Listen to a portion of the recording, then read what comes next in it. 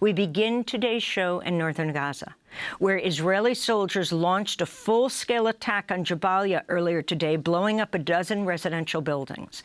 Gaza officials described the attack as a major massacre and warned of mass casualties, with more than 150 people reportedly killed or injured.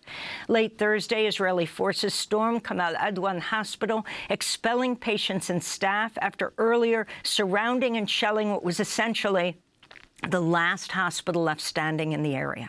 Soldiers carried out mass arrests. Doctors say babies and children have died after being cut off from their oxygen supplies.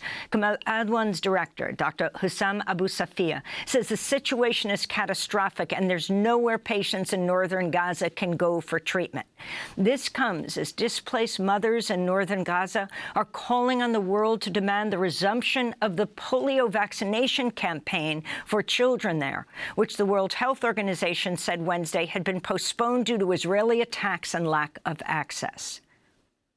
If the polio vaccination is not available in the northern part of the Gaza Strip, the children will be paralyzed. They will collapse in front of our eyes. They won't move. Is this fair? We demand the world to allow the entry of the polio vaccination into the northern part of the Gaza Strip to protect our children from the polio virus. For more, Democracy Now! Reached Dr. Mohammed Salha, acting director of Al-Awda Hospital in the Jabaliya refugee camp in North Gaza, late Thursday night. He described what's happening on the ground. Today is the 20 days of siege in the northern Gaza, and the 5th day of siege Al-Awda Hospital, totally siege Al-Awda Hospital with a tank, so we can't move outside the hospital.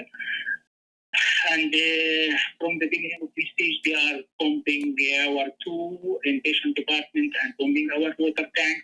So now we have more than 70% of the hospital without water because the tank is destroyed, totally destroyed, the water tank. And also this afternoon, they are pumping our central store related to medical supplies.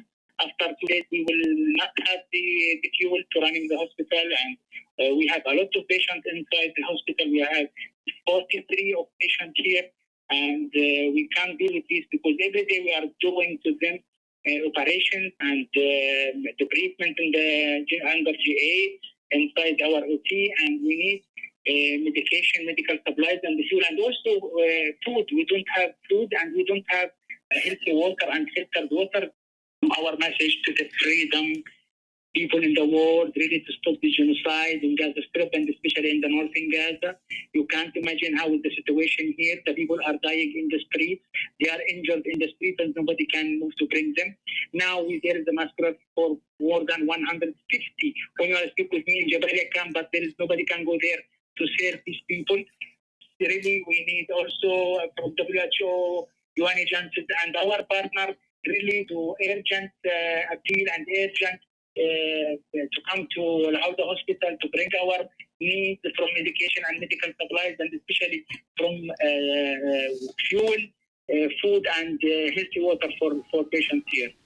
That was Dr. Mohammed Salha, acting director of Al-Awda Hospital, speaking late Thursday night to Democracy Now! We attempted to reach him live right now, but we could not get any kind of connection.